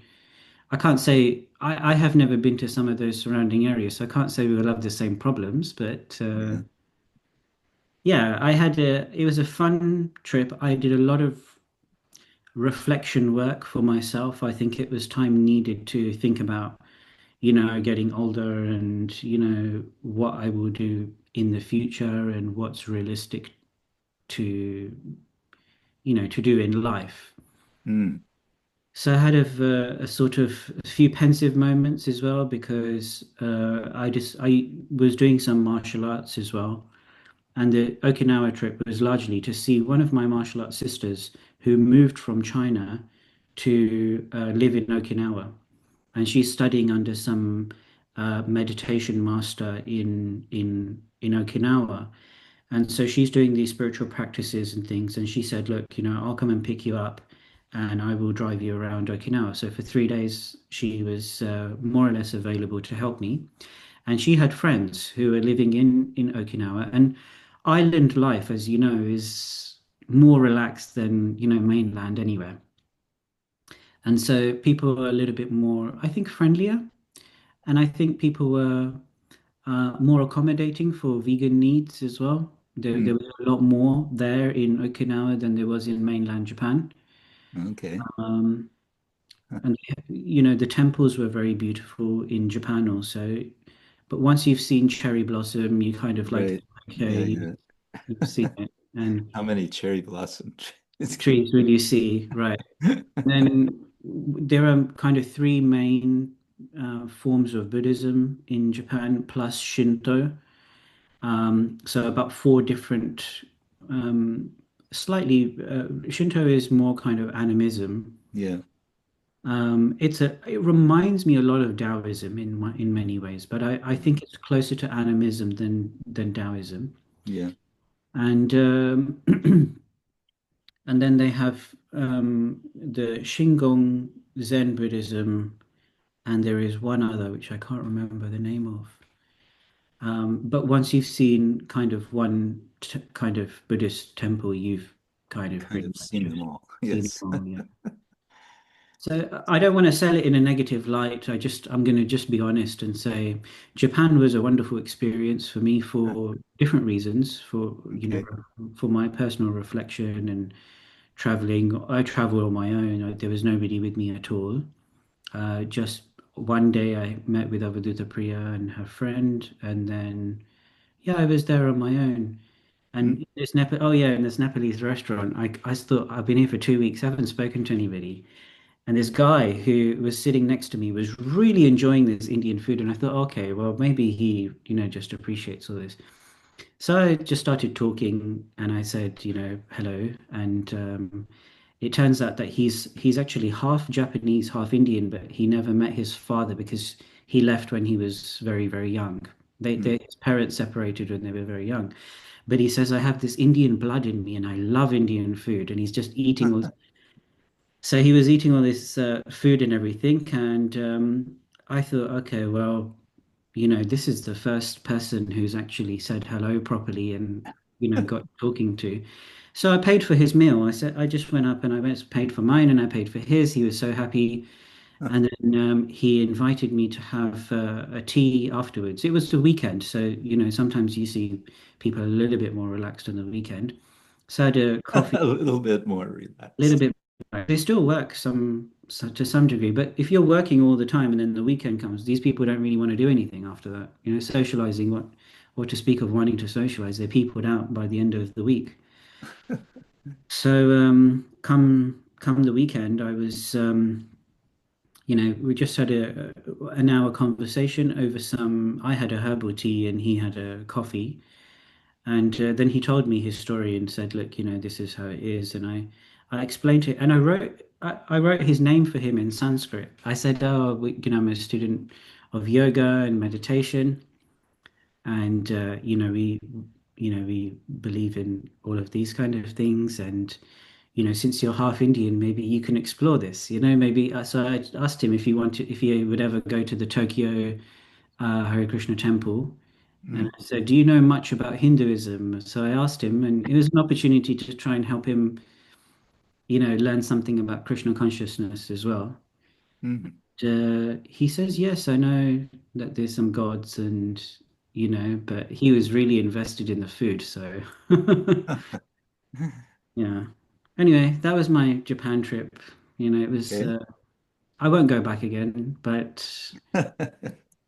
Now you can say I've been there and I've done that. yeah, there's many places in the world to travel to now. Move on to the next place now. Next place is India. I'm hoping to go, providing Pakistan and India don't destroy Yeah, each other fully, right. or even partly. Um, I'm going to be in India in December, hopefully going to North India towards the mountains. My friend wants to do a trip to North India. I'm going to be going as his just as a guide for him, really, because I've been to some of those places already. He wants to go for the first time. He's actually from a Sikh background, and he's sort of, because of the religious tensions that are happening in India, he's a little bit worried that he can't freely travel to some of the Hindu temples in India. And he wants to go to Vrindavan. So I said, well, if you want to go to Vrindavan, then let me take you, and I'll take you to the temples and tell you the stories and guide you to through the temples and things as well. And the nice thing is he chants Hare Krishna. He's very favorable. He worships a deity. There's a seat. He doesn't have to do this, but he has a deity of Krishna with the standing Krishna, Venugopala deity with the cow, and he offers his food, and he chants every day. Very good. So he wants to go to Vrindavan. We're going to go to Vrindavan, and then I'm going to fly from Delhi to Bangalore, hopefully, and then go to Mangalore, Mysore, not Mangalore, Mysore and Melkote, Melkote. and to Udupi. So I've always been fascinated with the Udupi Krishna temple, and Yeah. hopefully get to have darshan of this deity that Madhvacharya worshipped. And of course, we're in the heart of South India. It's the place of agama, so it will be a good opportunity for me to refresh on my rituals learning while I'm. And I remember so many years ago, I was in the ISKCON Bangalore temple. It was a Sunday. It was prior to the Sunday program, and a group of sort of well-dressed gentlemen came in. Mm-hmm. I found out later they were all medical doctors. They all came in the temple, they sat down, and they proceeded to chant in unison Pancha Sukta, Okay. Mm-hmm. Mm-hmm. but so nicely. Yeah. Yeah. I mean, they were just completely in unison. And I'd never heard it so finely chanted like that.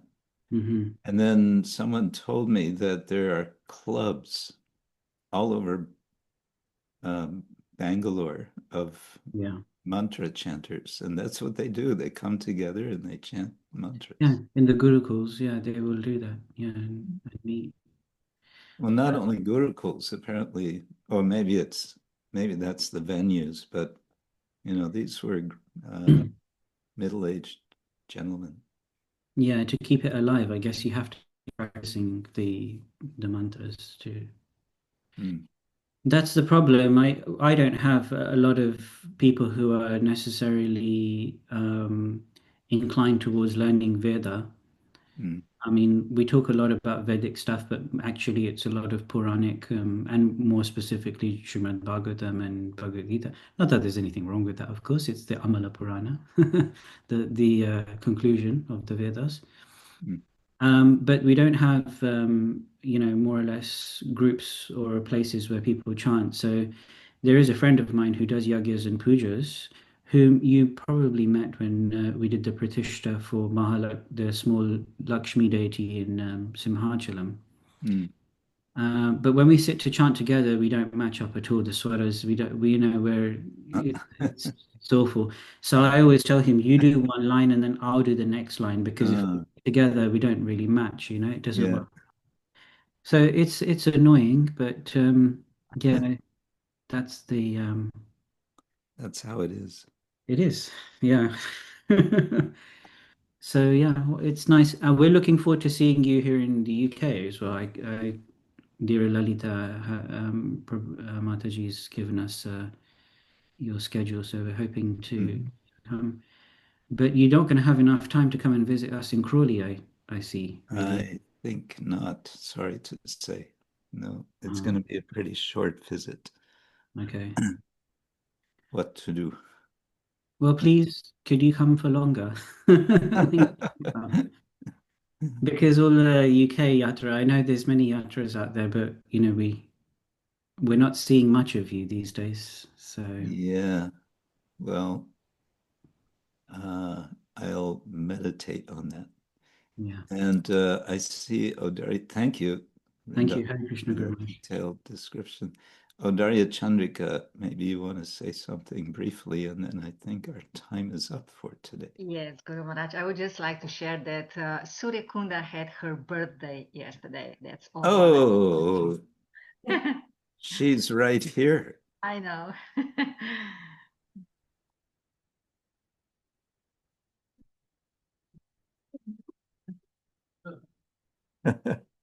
Speech. We want a speech.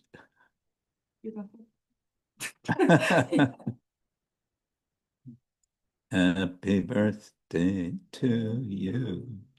Happy birthday to you. Happy birthday, Surya Kunda. Happy birthday to you. Hare Krishna. Oh, yeah. Okay, and Mala was going to say something too, but it's getting a little late. Should we save it for next time? Are you there with us? She's not here. Okay. Sorry, Guru Maharaj, Hare Krishna. I didn't want to say anything. I just chant Hare Krishna to her, to Surya Kunda. Okay. So I will say thank you all very much for joining us, and I do wish you all a wonderful coming week. Chant and be happy and keep safe and keep sane. Not so easy in this age to keep safe and sane.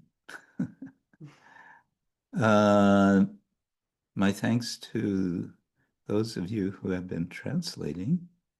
Somya Karani, you've been translating. Who else? Who else is translating? Dira Lalita, Dira Lalita. prema-bhakti. Prema Sarovara, also in Mandarin. Nice. Okay. Yamuna. Huh? Yamuna was translating to German. Oh, Yamuna, thank you. And Katyayani. And Katyayani in Espanol. Huh? Okay. Very nice. Yeah, we should all learn Esperanto. There was a time when I was a kid, there was talk that everyone should learn Esperanto, and then everyone would be speaking the same language, but it didn't catch on. Oh well. Okay, thank you all. Srila Prabhupada ki jai, Ananta Koti Vaishnavarinda ki jai, Samaveta Bhakta ki jai. Gaur Premanande Hare Krishna Guru Maharaj, thank you. Guru Maharaj. Thank you very much. Thank you very Jai much. Jagannath. Hare Krishna family. Haribol, Hare Krishna. Koribo, devotees. Hare Krishna. Krishna, obeisance to devotees, Haribo.